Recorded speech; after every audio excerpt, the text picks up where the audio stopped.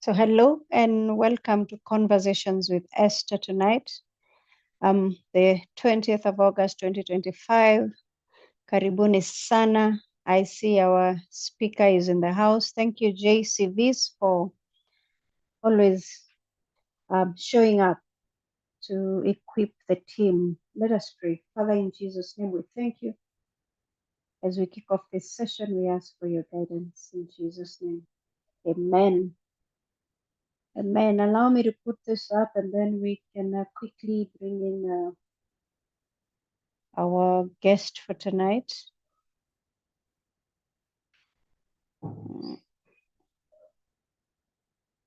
Okay, good.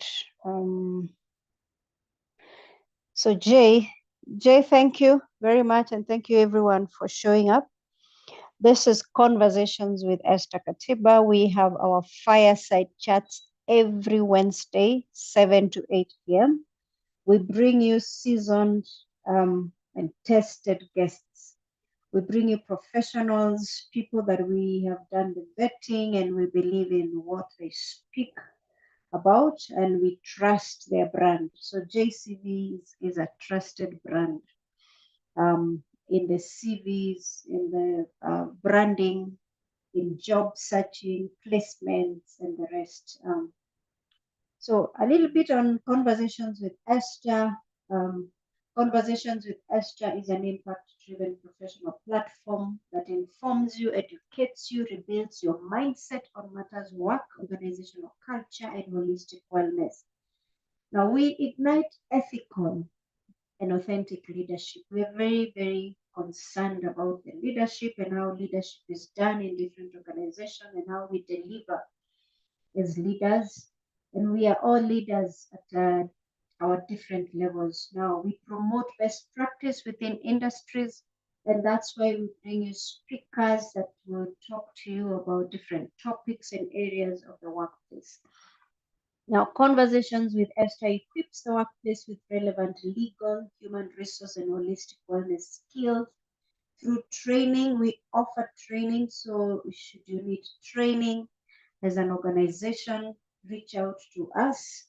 Motivational talks, if you're looking for motivational speakers, look out for us. End-to-end HR consultancy, and that is entry to exit. We do the recruitment, we give you training, we talk to you throughout the consultancy support.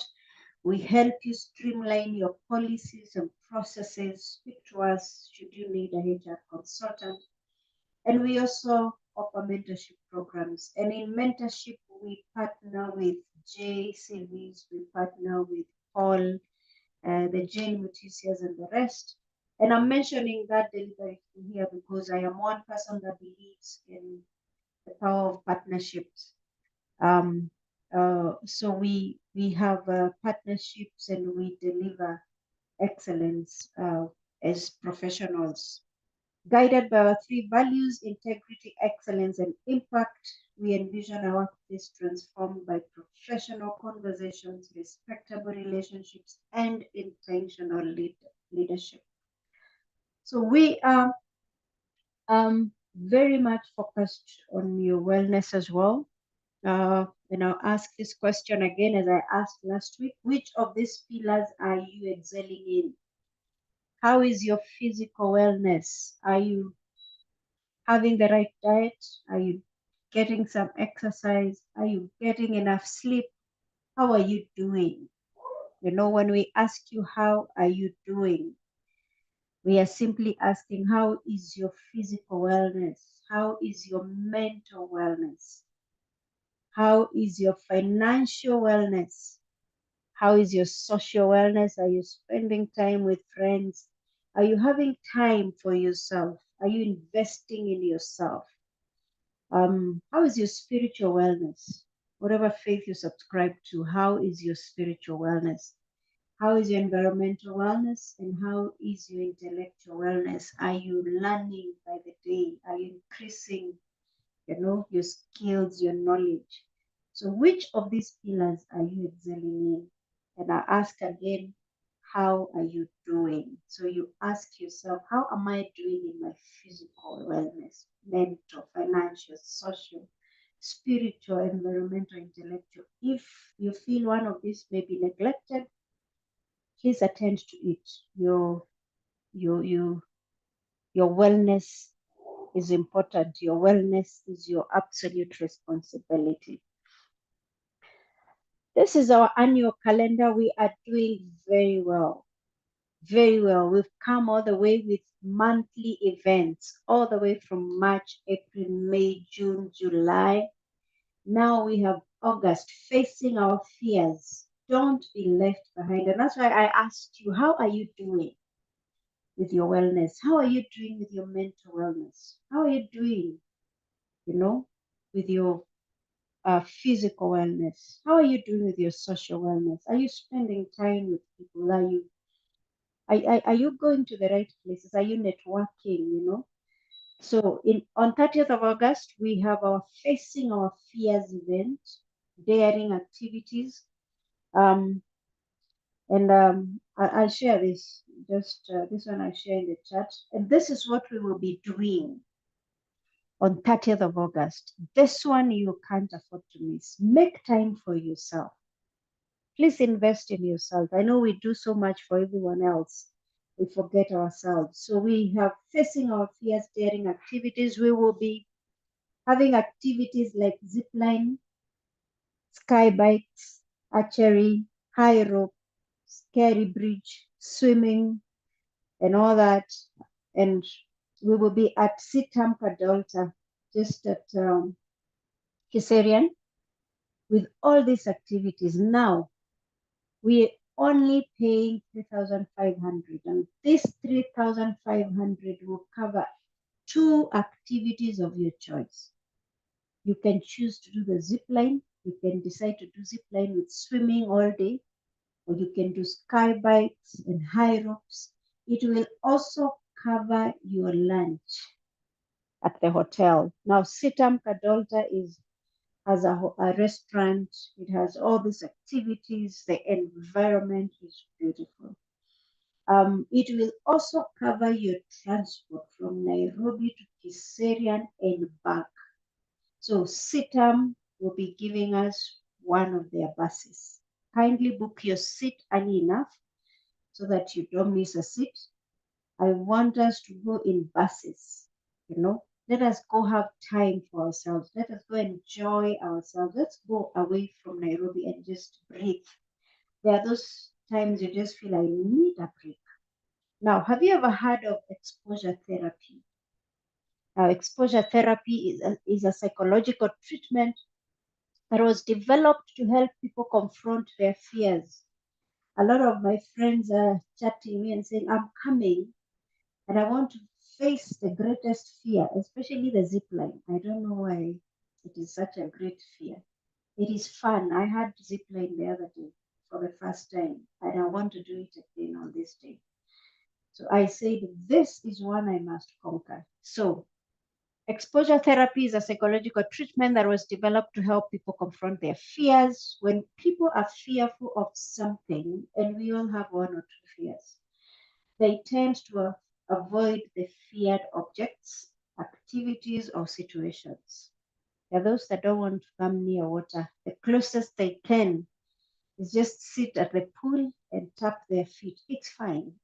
It's fine, a step at a time. To help break the pattern of avoidance and fear, a psychologist may recommend exposure therapy by creating a safe environment in which to expose individuals to the things they fear and avoid. Now, the exposure to the feared objects, activities, or situations in a safe environment helps reduce fear and decrease avoidance. So let's meet on this day. Those who tap their feet in the water like me, come, let's tap. Then we will put the next one in. At least if by the end of the day we are able to get our full bodies in the water, we will have conquered something. Jay, I want to know what your fears are when you come on stage. So kindly, that is our pay bill number. You can take a photo of this. That's our pay bill number. We still share this poster. Then you can register. 9 to 4 p.m. on 30th of August. Please block your calendar. The venue, the transport, the lunch, and the activities will only cost you 3,500. So I don't know how many are aware that there's a conference by Zamara. I know Jay, you are, and a few others in the house. Now, there's a regional HR summit, Fit for Future. Fit for Future. That is by Zamara, happening on 3rd to 5th of September 2025. Redefining work, workplaces, and talent. And I love this topic. Redefining work, fit for the future. You know, you've heard of the future of jobs, which is, I think, Jay, you'll talk about that. The future of jobs. So let's meet at Diamond's Leisure Beach and Golf Resort in Diani, 3rd to 5th of September, as we learn. I am actually coming. This one I am coming to attend and learn. That is my intellectual wellness decision. But I'm going to Diani to learn. For HR professionals, you get six CPD points. So please, that's the registration link by Zamara. I'll also post that on the chat as we go on. See you there. Let's meet there. Let's connect. Let's network and let's learn. I don't know. Do we have anyone from Zamara on the call? If I may just ask. I don't know. Elijah was on his way home. I don't know. Maybe when he makes it, he will prompt me and I will have that. So are you struggling to create winning job applications and CVs? And these are questions when we do mentorship and we do conversations with Esther, people will ask, so how does a winning job application look like? So Esther, do you work on CVs? I want to say this with all confidence, that I honestly don't do CVs. If you ask me about a person that will do your work on your CV, I'll take you to Jay.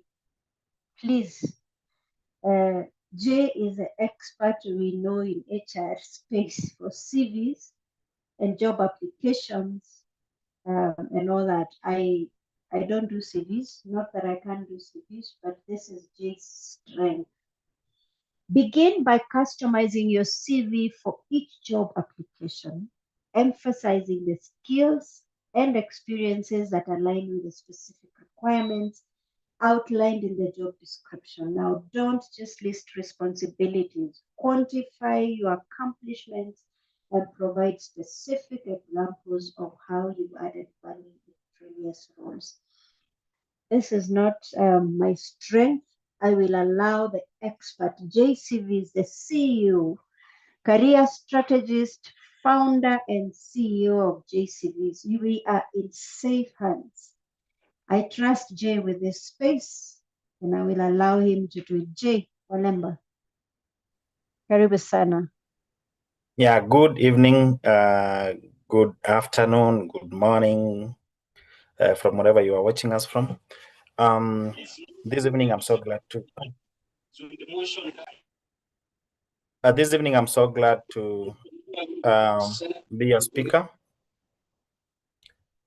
and this evening, my name is Walemba J. I'm the CEO and founder JCVs. So JCVs is a company that enhances employability prospects of job seekers through some of the services that we offer, which Esther has mentioned. And we are personally, I'm so passionate about employability. It's an area that I always feel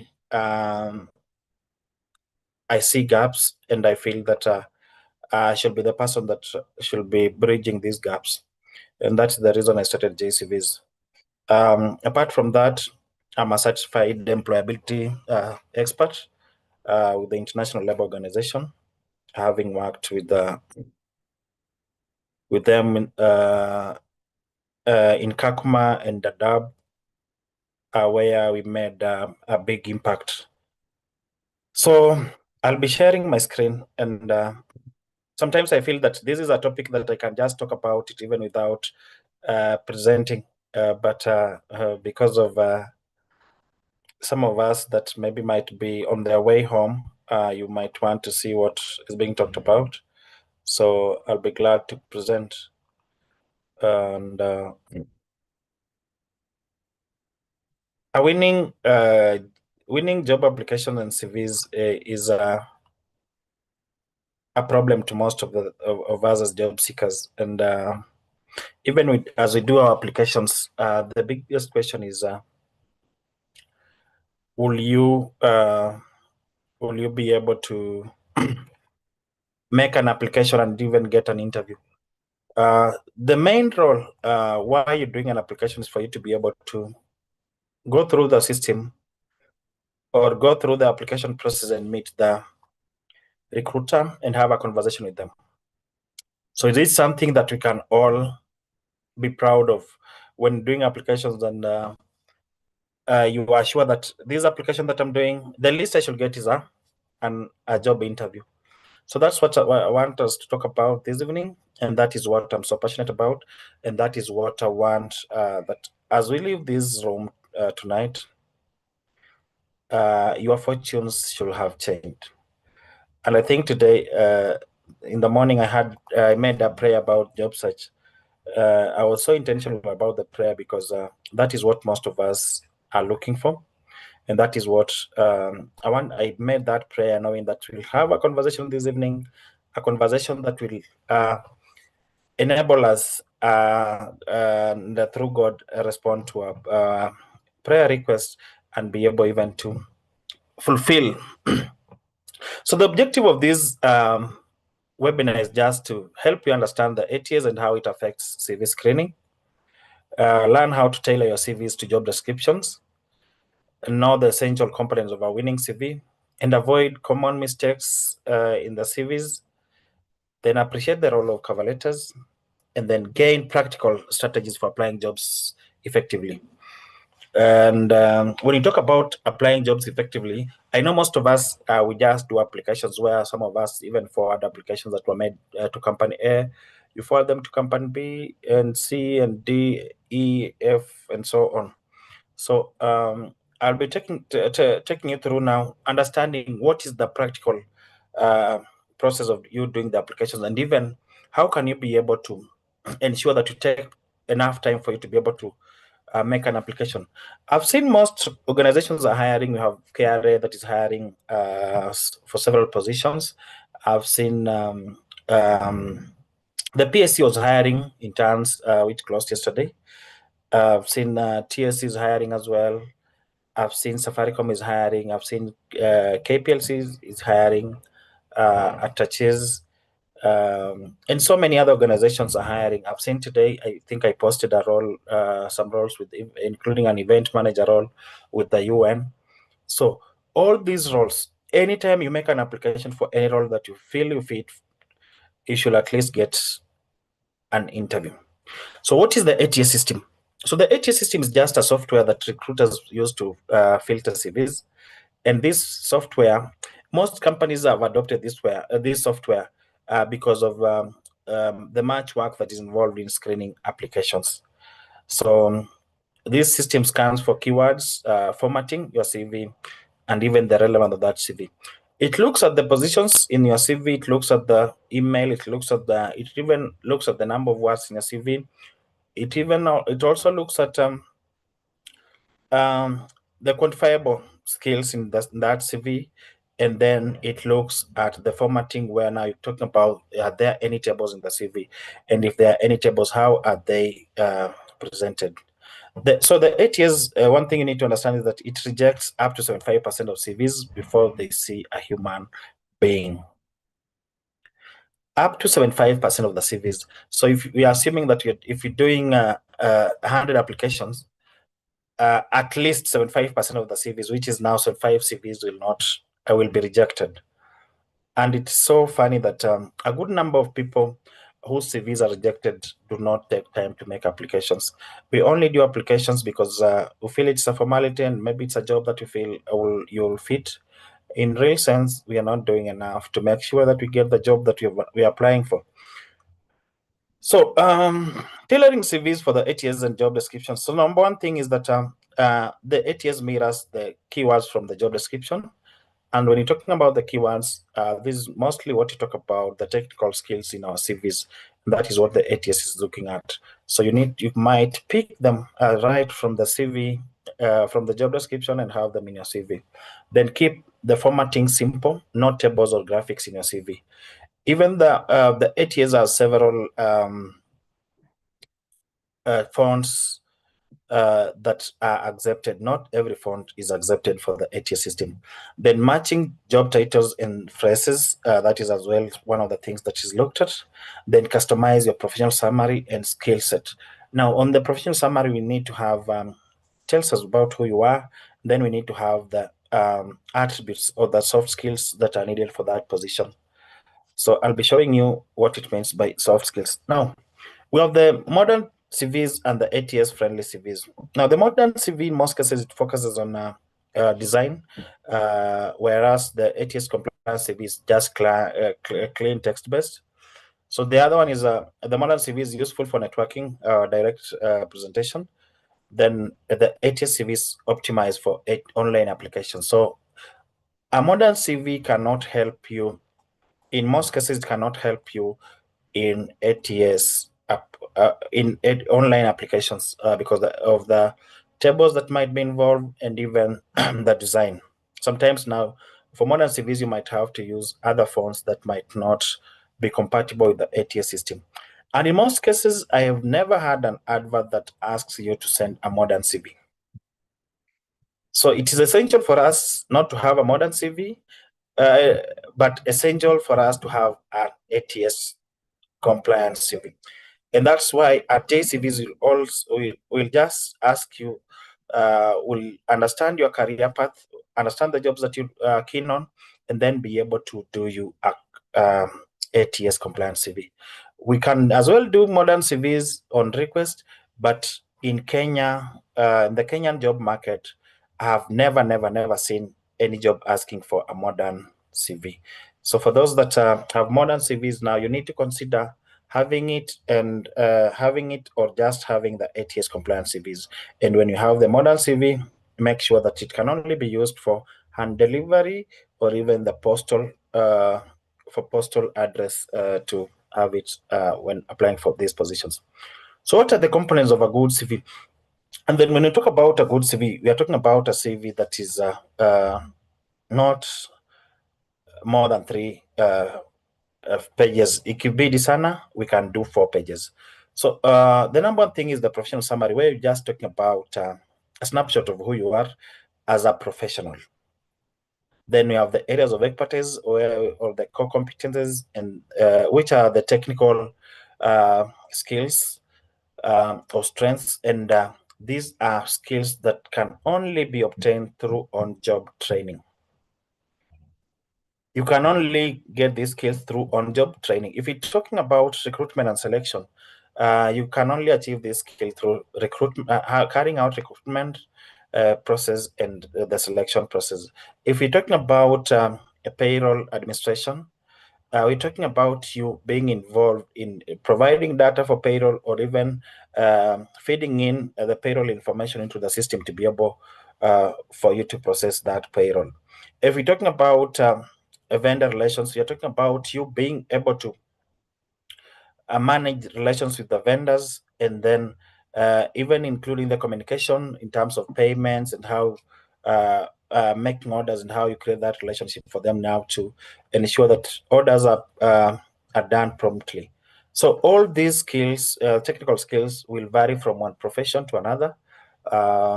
For an accountant, will be different from a HR, from a procurement personnel, from a customer service personnel, from a call center agent, and etc. Then you have the academic background, where you're talking about the education and qualifications, and sometimes you might fix in the professional qualifications. And when I talk about the professional qualifications, I know you all understand that in almost in every career, we have professional qualifications, and so you can be able to have the professional qualifications highlighted.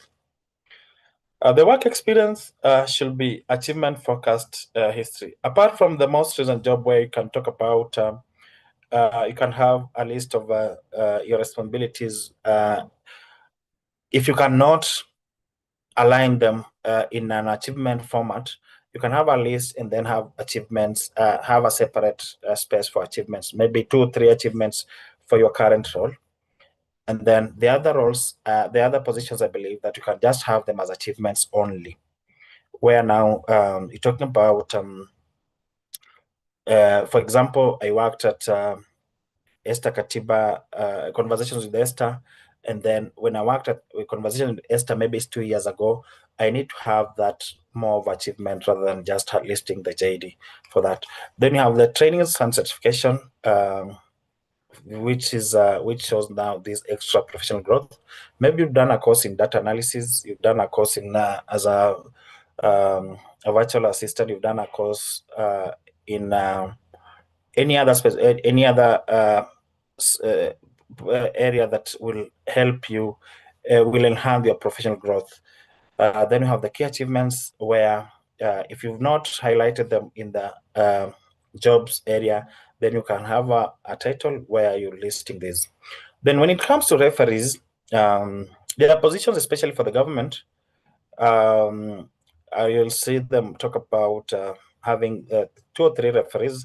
For example, for those that are for those that have profiles on the PSC website, I'm sure you have seen that they're asking for 2 or 3 referees. And then in most cases, we have a maximum of 3 referees, where now the 3 referees will be the first 2 should be your professional referees, and then you can have a third one that might be a character reference referee. But the most 2 recent positions should come in handy. Then showcasing your achievements. So when you're showcasing achievements, talk about use of action verb led, you increased, you developed, you successfully enhanced, you implemented. So talk about, use the strong action verbs to be able to showcase the strengths that your achievements. Then focus on measurable achievements, where you're talking about through you increasing or developing a specific software, or maybe developing a specific policy, you are able to increase retention by 50%, or you save the company this amount of money in Kenya shillings or USD, or you save the company this amount of time based on what you did. So all these now should be focused on ensuring that the ATS system should be able to pick at least 5 quantifiable achievements in your CV. So it is key that you have a CV. In your CV, you must have achievements. And when talking about achievements, at least 5 quantifiable achievements. Now, highlight the impact, not just the duties. Now, that's why you're talking about you making sure that as much as you were able to focus on that. And then that's what we talk about. Sometimes you might even be needed to use the STAR method. We're talking about what you did, the input that you did, and then the output. What was the output? So this output should be quantifiable. So tailor achievements to the job and job priorities. So even as you making an application for a position, and even as you tailor your CV to fit that position, you should be able to tailor achievements to suit the job that you're applying for. Sometimes we might have irrelevant achievements that might not really work for us during the application process. Then, what are some of the common mistakes we have in our CVs? For me, if I see a CV that has spelling and or grammatical errors, it means that this person has not taken time to review this CV. Yesterday I was working on a CV that had 92 grammatical errors, where we should have commas are not there, where we should have full stops are not there. So this is something that shows the potential recruiter that you didn't take enough time for you to be able to work on your CV. And then even as we work on the CV and the CVs that you are sending, especially, and that's why I always recommend that when sending CVs, you need to do a PDF and not a Word document.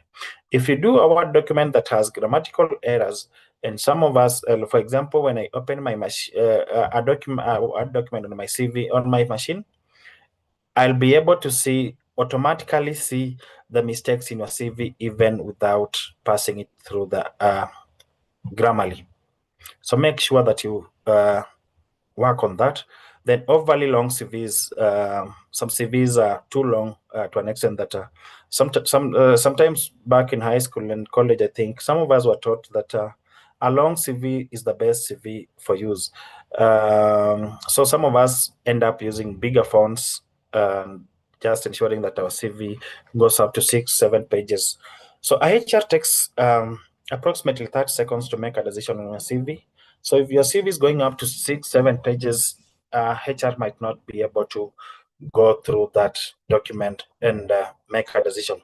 So the first page of your CV should be able to tell me who you are and what you can offer in our organization. If you are the problem solver that you're looking for in our organization, that CV should be able to tell me from the first page, so that now it entices me to go to the second page just to confirm that are there any achievements that you made in your previous organizations, or are there any certifications that we are keen on from our requirements. So once you have this, then you can be able to make a decision on that CV within those 30 seconds and have you shortlisted or throw your CV in the recycle bin. So same CV for all jobs. This is one thing that most of us as job seekers are doing. This is the biggest mistake that we do. The requirements for company A for an accountant will differ from the requirements for company B for the same accountant.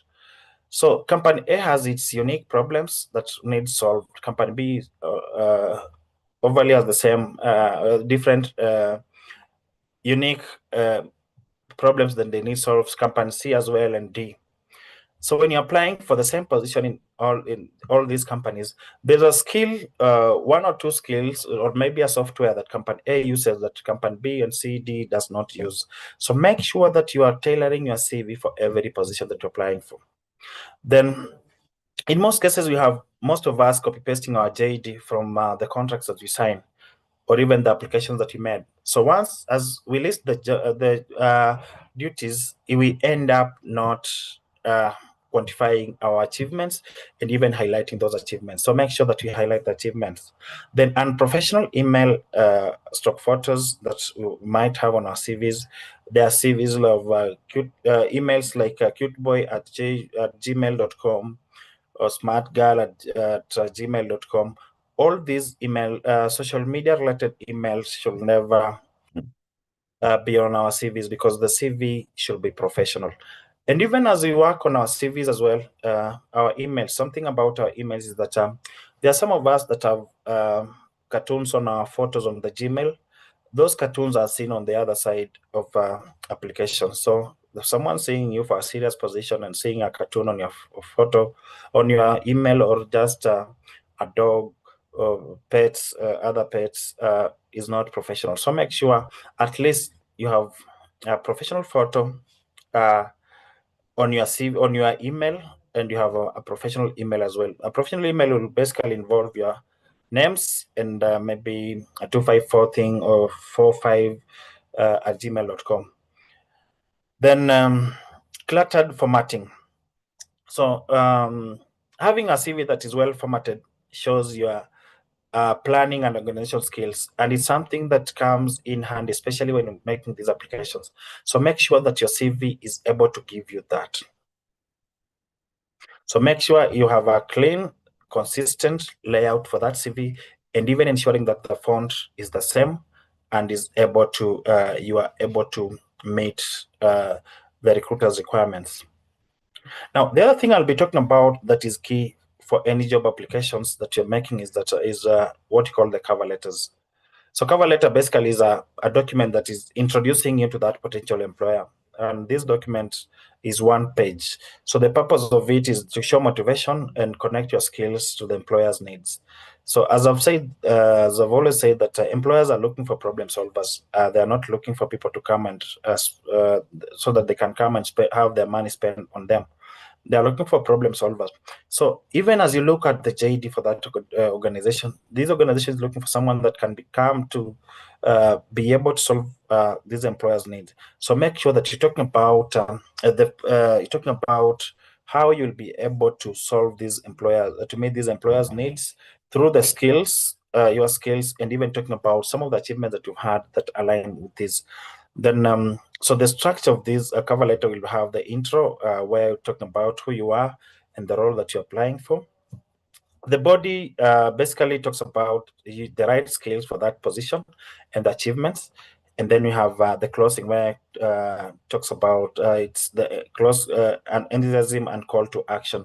So looking forward to meeting you in an interview and discussing further how my skills align with your requirements for this position. Then when we talk about the body is not limited to having it on one paragraph. The body can have 2 or 3 paragraphs, as long as now each paragraph is containing a specific skill or a specific achievement that you're talking about. As long as well it's related to that position. And then as we talk about the ATS system, the ATS system, the cover letter as well goes through the ATS system. So it's very okay for you to pick specific keywords from the cover letter and be able from the JD and be able to have them in the CV, as long as now the grammar is well connected to that. Now, when you're preparing to apply for a job, what are some of the things that you need to do? And I'm sure this one does not apply to several of us. We only see the company email and send the email. Sometimes we even send when the job has already closed. So research the company and the job role. We talk about meeting about 70% or 60 or 70% of the job requirements. Sometimes you apply for jobs even without meeting the requirements. And when you're looking at the ATS system, when you pass your CV through the ATS system, you might find that the only thing hindering the score to get to 80% is a requirement, maybe like a master's degree.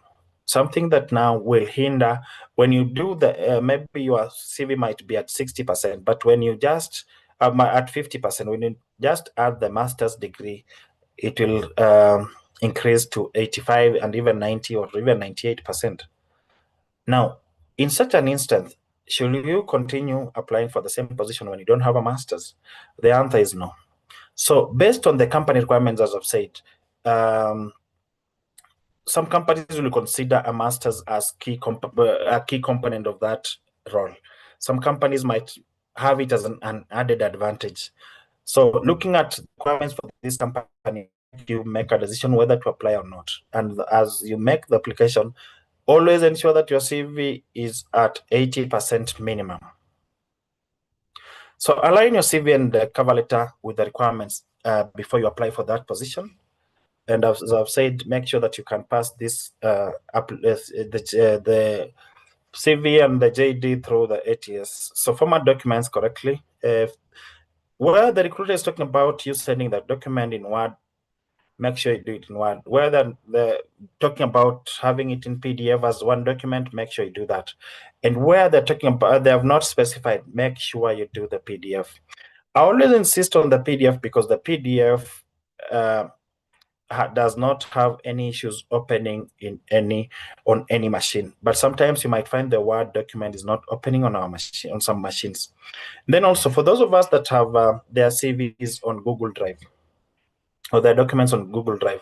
One mistake we make is that we have protected these documents.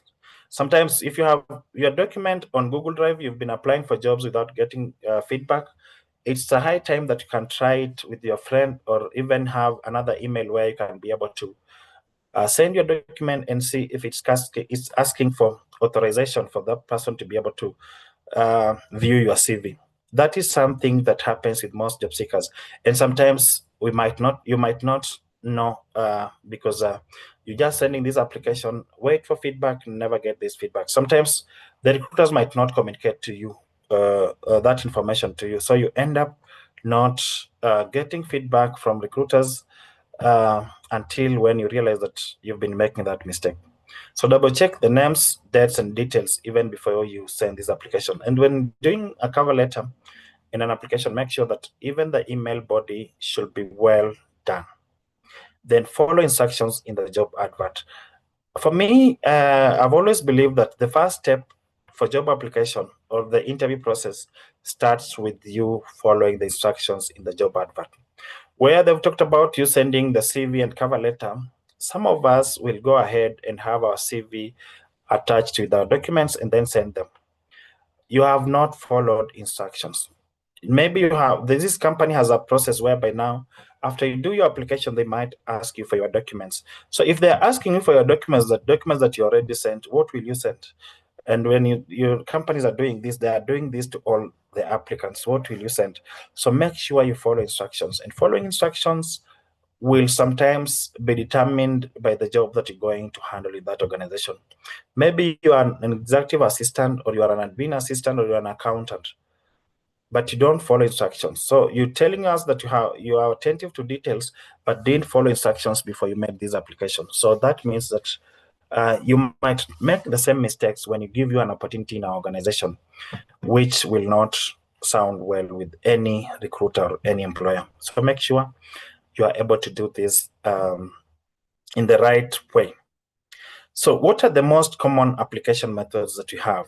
Number one, we have the online application, which is now, in most cases, most companies now are using the ATS at this point, where you see that you need to create a profile on your before you make that application. In most cases, know that this company is using the ATS system. And with the ATS system, you must ensure where you see you need to create a profile, make sure your CV hits 80%. Where you're doing applications by email as well, in most cases, we find that they're going direct to the recruiter or the hiring manager or the HR. Sometimes they might not go through the ATS system, but make sure your CV is as well meeting the minimum requirements for that position before you apply. The networking, where we have referrals as well.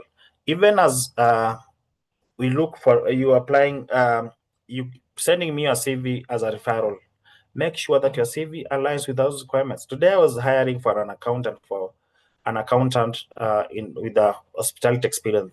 I received more than 50 applications, and only 6 applications out of the 50 were meeting the requirements the recruiter had highlighted. And so, in such instance, I don't have to forward your CV because they don't meet the minimum requirements to that recruiter. So if they're talking about hospitality requirement as a mandatory, then it means that if you don't have that experience, don't waste your time sending me an application, because once someone sends you their applications, it means that now they are trying to bank on it because they start expecting an interview or expecting a phone call, but already you don't meet the requirements for that position. So it might not sound well with you not even receiving that interview. So the other one you have is what you call the recruitment agencies. And the recruitment agencies specialize for job matching. So they look at your CV and they can be able to help you now align to a specific job that they have, having been asked or requested by a client. And some of the recruitment agencies we have Brighter Monday, you have Fuzu, where now you need to just create a profile as well with them. And then as you create this profile, you are matching into the jobs that you're looking at. So that anytime you're looking for a job, the system can match your profile to a specific job that they have advertised, and then they can be able to help you get an interview or link you to that recruiter. So even as you have our CVs uploaded in such systems, we need to ensure that the CV that we've uploaded meets the requirements for that position. So start looking at the adverts, similar adverts from those recruitment agencies. What are they looking at? What softwares are they looking at? What skills are they looking at? And then now, as you highlight these skills, you can be able to ensure that at least you meet the threshold for you to be able to get there. Then you have the career fairs and events where you have the face-to-face opportunities. Just meet someone and tell them that you're looking for a job, highlight your skills to that person. And even as you do this conversation or face-to-face conversations, you are making sure that you maintain professionalism, because what I see on the first instance goes a long way, even for me, considering you as a professional. So this communication should be key. And even now, as we look for referrals and even through our networks, make sure as well you maintain professional communication. Make sure you maintain professional qualifications. Talk more about your skills, even though you're having issues that you're going through as an individual. Don't mention them on the first instance. Don't tell me that you slept hungry yesterday, that's why you're looking for a job. Make sure that you maintain professionalism until when now you are this person is comfortable, give you room for you to be able maybe to explain one or two things to them. But maintain professionalism and talk about your skills more, talk about what you bring on board, talk about what you are able to do for the organization given an opportunity, rather than just talking about your issues, your problems. And as we know that everyone has a problem, it might only the extent of that problem might differ best from one person to another. So don't have your problems go first when you're looking for a job. Then tracking and following up on applications. How many of us have a tracker for the jobs that they have applied for? Maybe you can just talk about it in the chat section. How many of us have a tracker for the job that have applied for? Many of the job seekers will call you back and ask you that I applied for a position at this organization. I know I've been called for an interview and I even didn't get the name of the organization. Are you able to tell me which organization is this, or are you able to tell me which position the organization had advertised for? So sometimes because they feel because I post jobs, I might be knowing all the organizations that are advertising. Sometimes I don't even remember because I'm not concerned much because I'm not looking for a job. So make sure that you have a tracker where you just note the position that you applied for, maybe the salary range for that position, the date you applied for that position, and other information that might be necessary, especially where they're talking about where they're requesting for specific documents or specific skills. You should be able to highlight them so that you don't forget these when you get an interview. Then save copies, keep each CV and cover letter version. Now, when talking about CVs and what we do is that most of us will update our CVs and name it J Walemba Customer Service CV. What that shows the recruiter is that your CV, you don't have you've only customized this CV to fit the customer service job, and it might not sound well to the potential recruiter. If I see that, I'll know that you've only made that CV to fit the job that you're applying for, and it might not sound well with me. So follow up smartly, short and polite email or LinkedIn note when necessary. Don't be too nagging in someone's inbox. Just do a short and polite email, or if it's a conversation, do an email. Good morning, Jay. This is so and so. Kindly following up on our conversation last week about the job that you had we had talked about, conversed about. I would like to know how far this has gone. Someone seeing such a conversation or such a message will be able to respond to it well. So make sure you maintain that professionalism even in face-to-face opportunities. Then learn and adjust. Not that what works improves for next and try. So even as we make applications, one of the things that we do is we get interviews or we make mistakes where you realize you need to have a circle, a circle where you can have the conversation and tell them that I applied for this position at JCVs and I've not gotten feedback. What happened? What might have happened? Then have that candid conversation. Let them highlight some of the mistakes that you made. And then from there, you can be able to learn and adjust so that in the next application you're making, you should be able to improve and at least get in an interview. Then, what is the conclusion? The conclusion is that a winning CV is tailored, clear, and ATS friendly. So make sure that you have that CV. Then avoid mistakes. Typos, wrong format, generic content. I know most of us use use ChatGPT to create our CVs, which is very generic. And I always tell job seekers, ChatGPT cannot Kenyanize our content. So make sure that your content is Kenyanized. You can only Kenyanize these through looking at similar adverts on the internet. Then a cover letter adds context and personality. Ensure that job applications need strategy, not just luck. Sometimes we used to say that if you get applying for a position where they're looking for, where you meet 30% of the requirements, you might be lucky for you to be even shortlisted. Or you might pray and have your CV be looked at someone who was just rushing to go home, then by luck shortlist you. This time, I don't think luck will work because most of the job applicants do not even meet 40% of the requirements. So the recruiter will be very keen when they're looking at this CV so that now they don't make such mistakes. Then track, follow up, improve, and stay consistent. Consistency is key for any job seeker. And then always say that job search is the biggest job that we can face. Then even as we look for jobs, we need to make sure that we pray as well. And even before you apply for those jobs, make sure that you say a prayer before you make that application as you wake up in the morning, so that even as you make applications, God can hear you and guide you through those steps.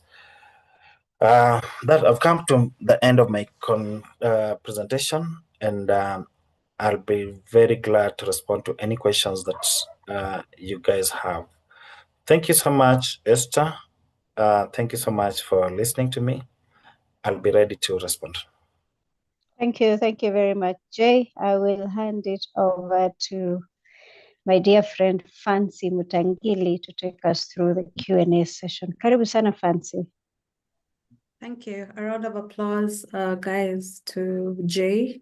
Feel free to use the reaction button. My name is Fancy Mutangili, peer in the HR space as well.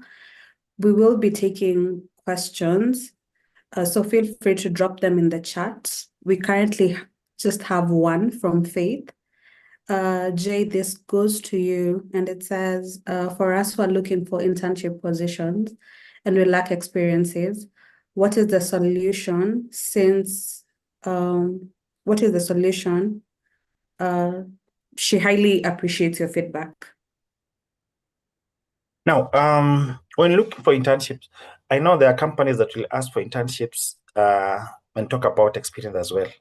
So internship and experience should not be in the same line. But because we have them happen, I will advise that for any job seeker, for anyone, especially even if you're still in school, what you need to do, you need to seek volunteer opportunities.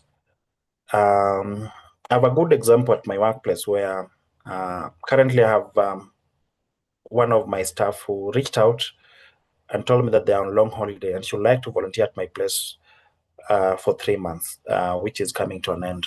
So such opportunities will not just come. I might not ask you to come at my place and volunteer, but you should be able to reach out. I'm just giving an example. I'm not saying that I have more space, but I'm just saying that we need to be able to reach out to potential, even our mentors. I'm sure you have mentors. So even you need to be able to reach out even to your mentors, reach out to people within your field, so that now they can give you this opportunity to start volunteering. And when you talk about volunteering, sometimes organizations might start paying you for that opportunity by saying you are wameona kwamba unajituma, then they can be able to consider even giving you a stipend for the same. That's what I do with my staff. And I believe that through that, you can be able to build experience through the volunteership. So start by seeking volunteer opportunities and then be able to grow from that point. Thank you, Jay. Another question for you from Blessing. She says, hello.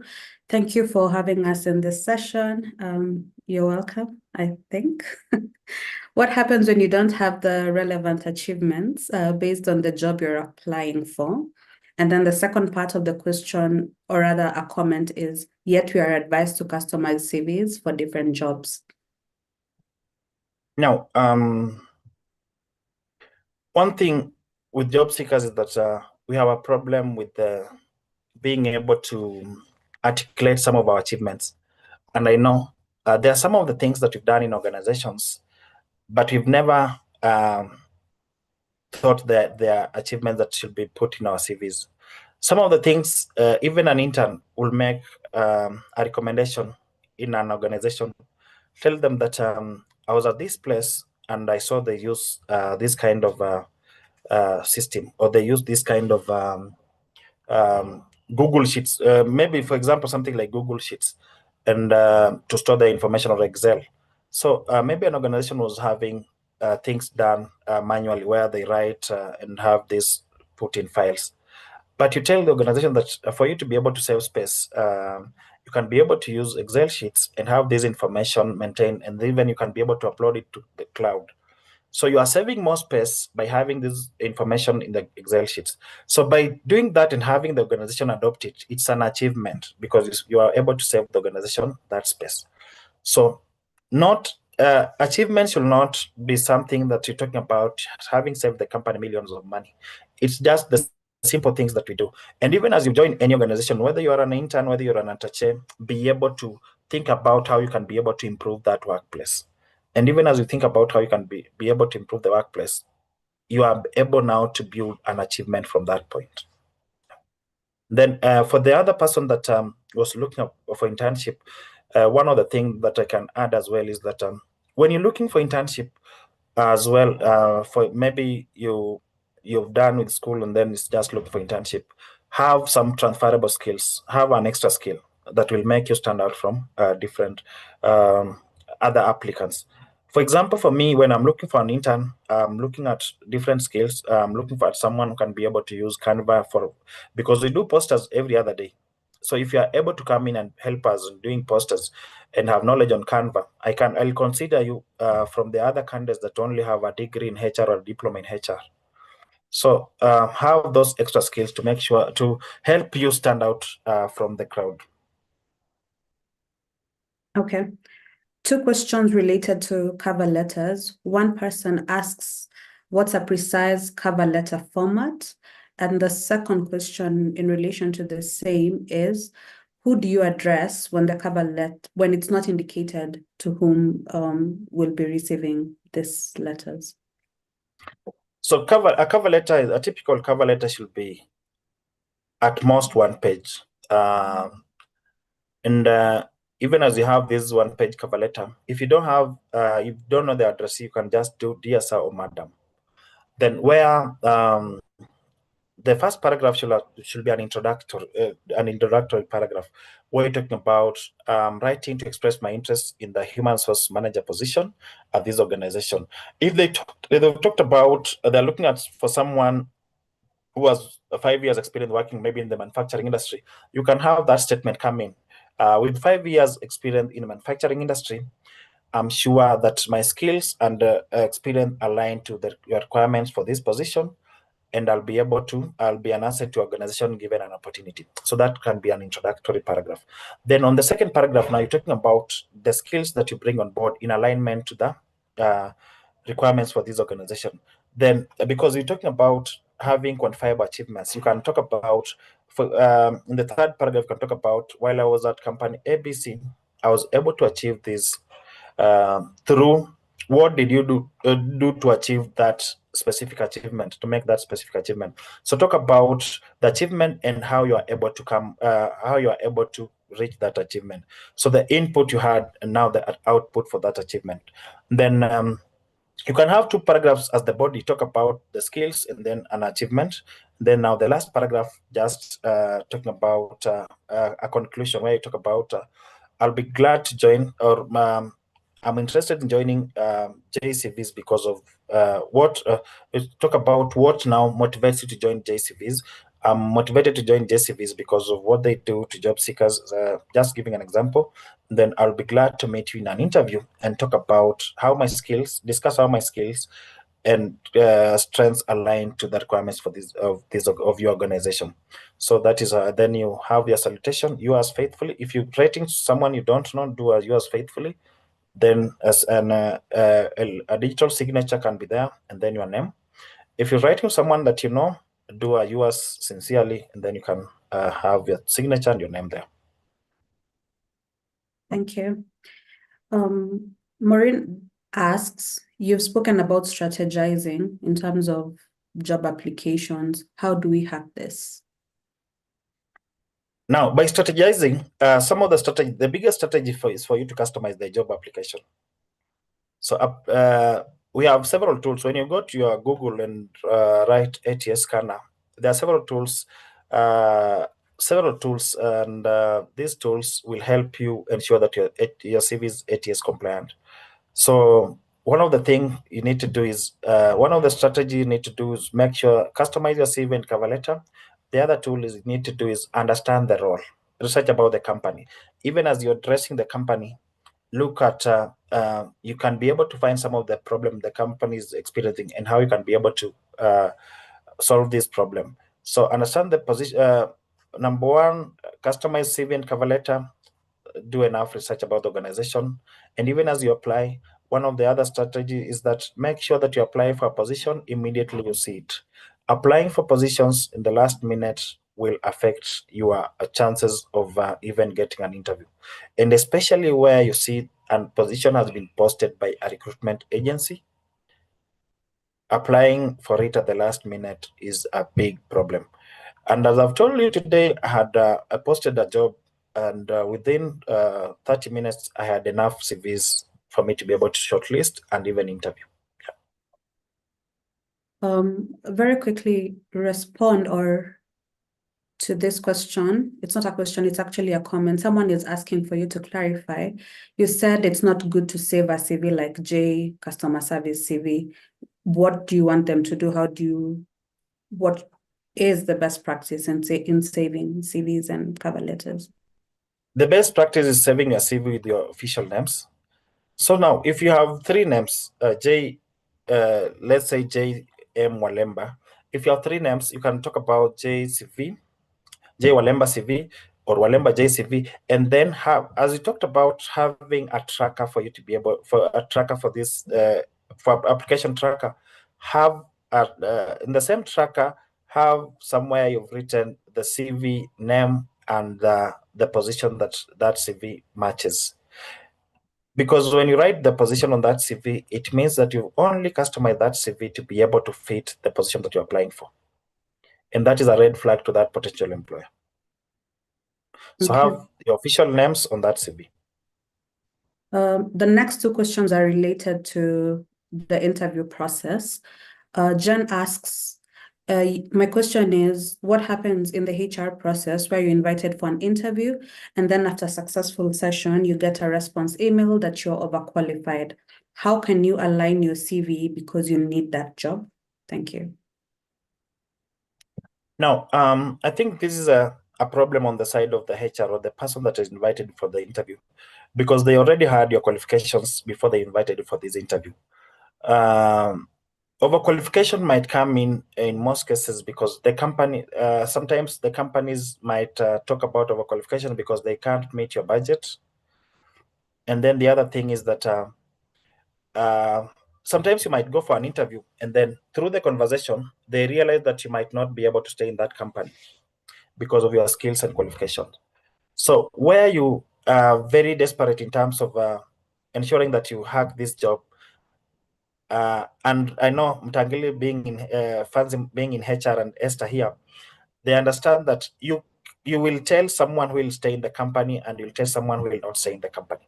So if the company sees that you're someone that is very, you are very aggressive, you might not stay in the company.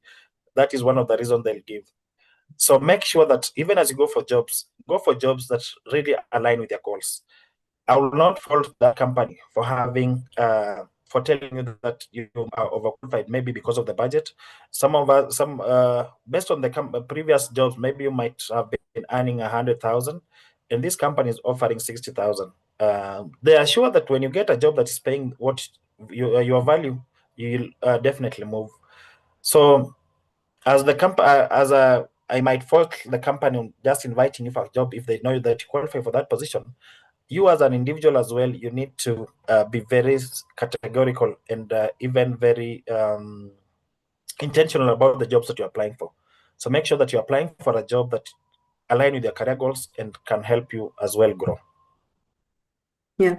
Also to add, I think on the overqualified aspect, it could also mean probably your experience is beyond what they're able to compensate, or rather you disrupt the team. So for instance, if it could be something very simple like maybe bookkeeping, but then you've gone ahead to even analyze accounts for an organization, even if it's an SME. So that shows for them, I mean, you are overqualified in a sense that you're bringing more to the table that they're able to compensate. And that means you yourself, again, will be put in a scenario where you're not comfortable and you're not able to, you don't feel valued as a team member because, I mean, you're overly stretched in your capacities. So there's that as well.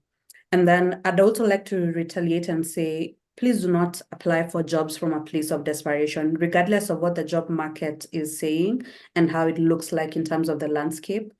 There are many opportunities for all of us. And I know that sounds probably unbelievable, but for sure, if you apply the steps that Jay has mentioned on this call and given you tips to, imagine you'll be able to find something. And I'm not saying that from a place of privilege. I'm saying that from a place of it is you as the career person stewarding that process and journey. And that will allow you to interrogate thoroughly the job descriptions that you come across and the jobs that you come across, so that you don't find yourself in situations where you're being rejected for a fault that is, if you look at it critically, it's really on you, on your part as the job seeker.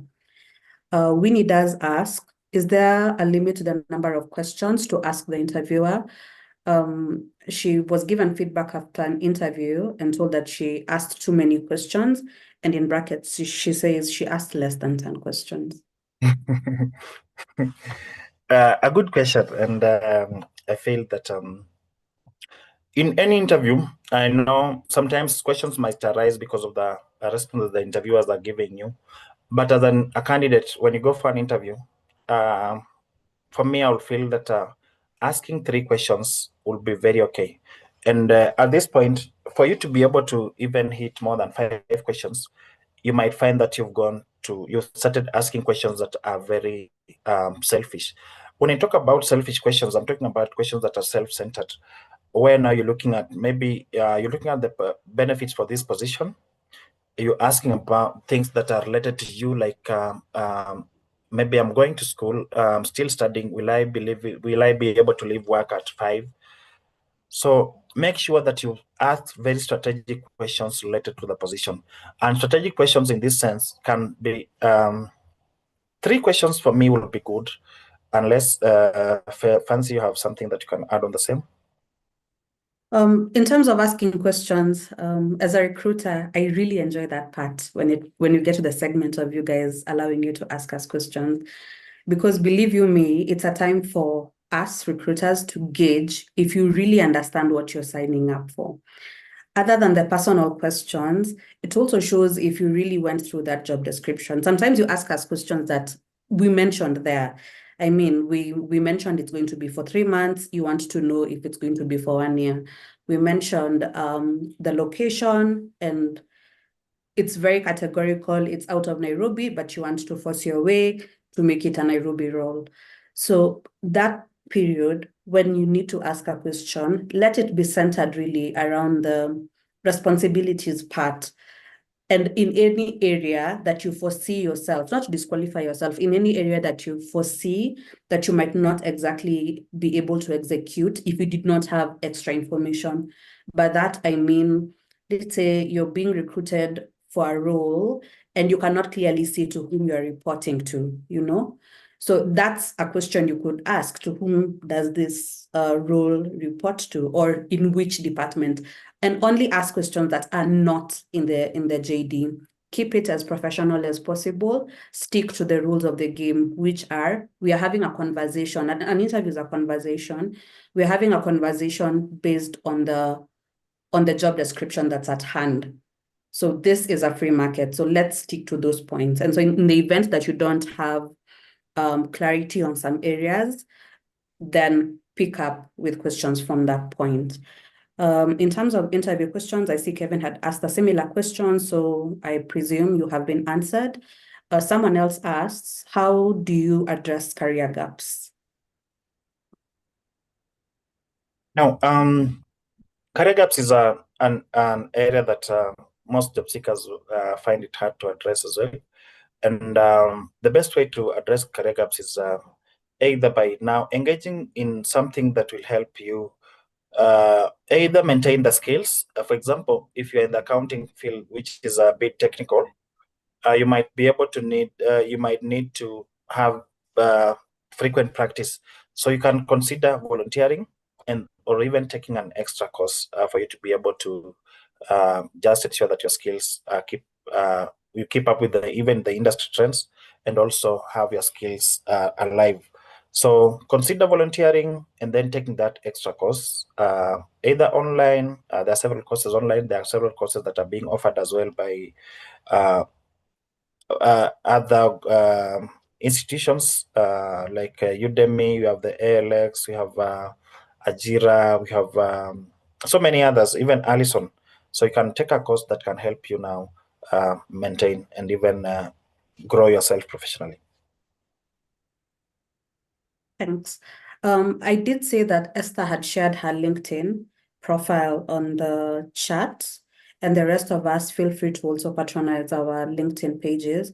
And the reason why I'm highlighting that, not because, there's nothing wrong, I think, with supporting our own, but from a recruiter's perspective, LinkedIn is your live CV. It's where you live and breathe, in terms of your CV is just a piece of paper that goes ahead of you and advocates for you when you are applying for a job. But LinkedIn is where all the action is at. And it's important. I really like that she brought that up, because before we invite you for an interview, and especially after you have been selected in terms of shortlisted, one of the things recruiters go ahead and do is check what kind of person are you? Are you being consistent? You said on your CV one thing, you said the same things probably, or something different on your cover letter. What does your LinkedIn say? Some organizations have even gone an extra mile, former employers or even current employers, for anyone who's currently working, they even have their people pasted on their website. So we look at those things in terms of consistency. Are you being consistent? And so for that matter, I would invite all of you, everyone who's on this call, feel free to paste your LinkedIn profiles on the chat, follow each other, look each other up, and be active, because that's also part of the package that Jay does offer. I know today he was focusing more on the CV bit, but it's also important to highlight that, because it's part of how we read in terms of job applications. I think we have covered majority of the questions. Maureen does ask, some recruiters request that one should indicate the salary information on the cover letter. Should one indicate the specific amount, or how should one go about it?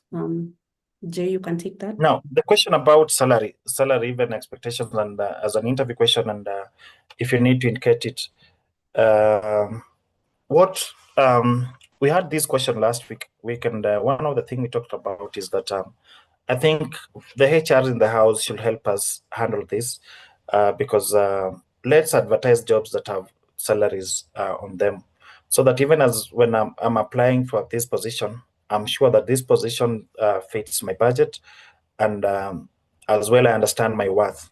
So if you've been asked about indicating salary expectation or remuneration on that CV, on the cover letter, I will hope that you can, as a candidate and as a professional, you know your worth. And once you know your worth, just talk about, just indicate a salary that you feel you'll be comfortable with in joining that organization, because you are selling your skills. And even as you're selling these skills, if someone was to come and ask you, how much will you sell your skills for? Will you have a specific figure? Or you start telling them that I can sell it from 150 to 200. So as a job seeker, especially for those that are working, look at look at the benefits that you have, look at the environment that you are in, and then consider now having a specific value on yourself.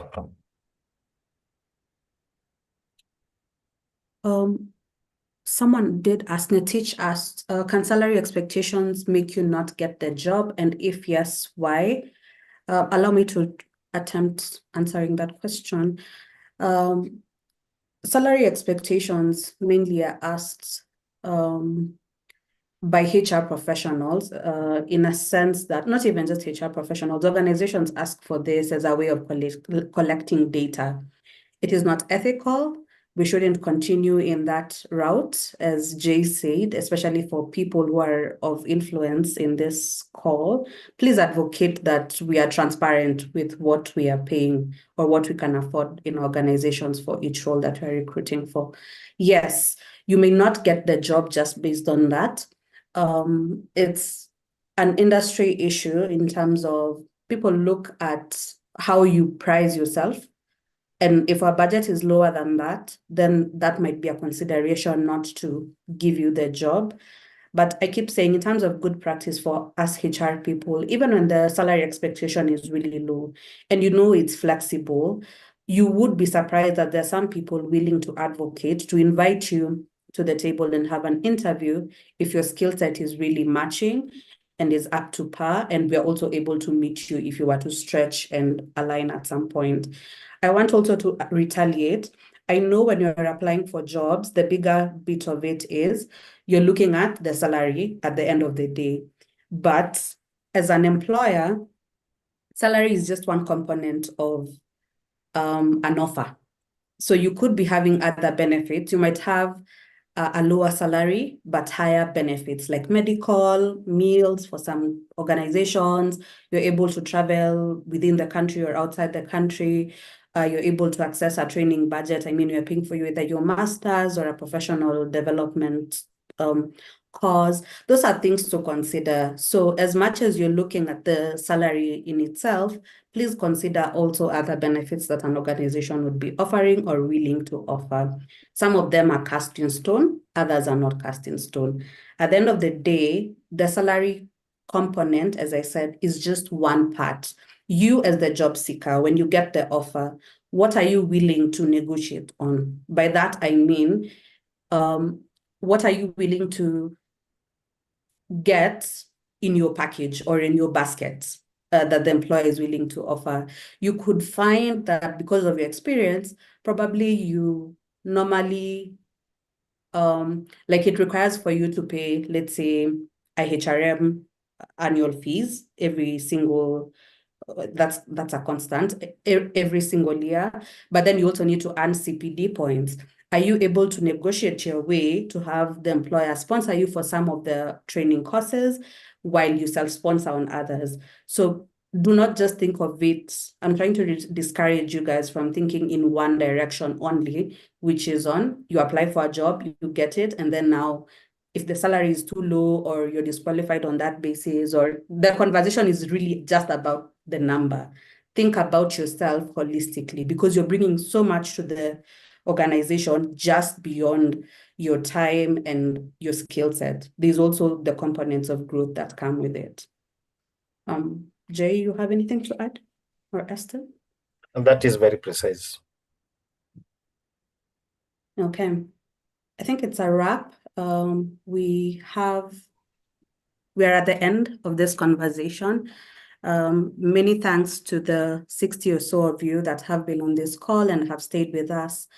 I think that's all from my part. And please follow each other on LinkedIn. And it's a pleasure to co-chair with you, Jay and Esther. Thank you. Thank you very much. Fancy, amazing job. Jay, thank you very much. I know Jay has given his contacts. Kindly reach out to him. Asanteni sana. We are live on our LinkedIn, on our YouTube channel, Conversations with Esther Katiba. You can follow me. Thank you, Jay. I was going to ask you for that. You follow us, can follow us on LinkedIn, Esther Katiba, and let's talk there. Let's have a conversation. See you at Sitam Kadolta. And JCV hosts a weekly show on Thursdays. Jay, please tell us about tomorrow's show. Tomorrow we have a very, very powerful speaker. We'll be talking about personal branding, and is a renowned coach. We'll be dealing with the inspiring action through strategic leadership and influence. So he's a personal branding expert and an executive coach. So feel welcome. We do it from 8 to 9 p.m. every Thursday. And as well, we have this on our YouTube channel. So make sure that in case you missed anything, everything about CV writing, LinkedIn, financial matters are all on our YouTube channel. So feel free to check in. Thank you very much. Thank you, everyone. Thank you, Fancy Jay, and the rest of the team. God bless you and have a good night. Thank you. Bye. Good night.